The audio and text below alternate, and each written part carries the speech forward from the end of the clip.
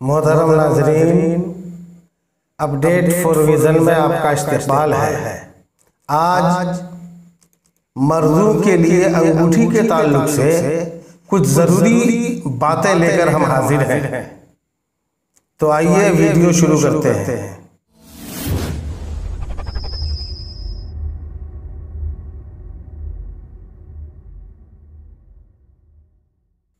कुछ मुसलमान भाइयों को देखा जाता है कि 2, 3 और बाज भाई तो 4, 5 अंगूठियां पहनते हैं।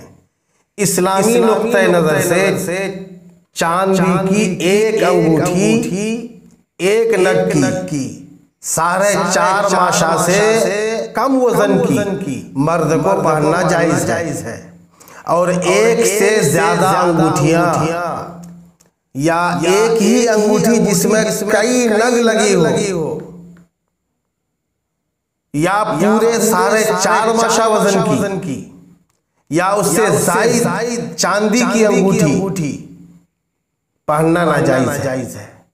और सोना की अंगूठी, कांसा, पीतल, तांबा, उसी तरह लोहा की अंगूठी भी मर्द को पहनना मुतलकन नाजायज है। हमारे कुछ भाई लोहा, पीतल, तांबा की अंगूठी या छल्ला बीमारी से शिफा के ख्याल से पहनते हैं। ये भी गलत है।